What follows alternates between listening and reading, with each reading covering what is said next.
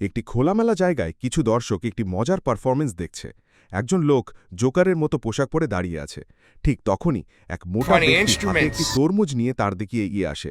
সে জোকারকে বিদ্রূপ করতে থাকে। জোকার তার দিকে তাকিয়ে থাকে কিন্তু কোনো প্রতিক্রিয়া দেখায় না। এতে মোটা লোকটি আরও উৎসাহিত হয় এবং হাতে থাকা তরমুজটি সজোরে জোকারের মুখে ছুঁড়ে মারে। জোকারের মুখ তরমুজের রসে মাখামাখি হয়ে যায়। মোটা লোকটি হাসতে থাকে। জোকারকে নীরব দেখে লোকটি আরও একটি তরমুজ বের করে তার মুখে আঘাত করে।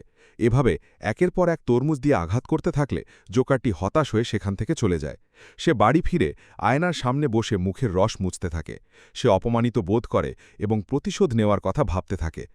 এর পরের দৃশ্যে মোটা লোকটিকে দেখা যায় সোফায় বসে সিনেমা দেখতে। হঠাৎ কারেন্ট চলে যায়। লোকটি হাতে টর্চ নিয়ে কারেন্ট খুঁজতে বের হয়। হাঁটার সময় সে মেঝেতে একটি বাক্স দেখতে পায়। সে অবাক হয়ে বাক্সটি হাতে নেয় এবং সেটা খুলে দেখতে চায় কি আছে। পরের দিন মোটা লোকটির স্ত্রী বাড়ি ফিরে আসে। স্বামীকে অনেক ডাকাডাকি করেও কোনো সাড়া পায় না।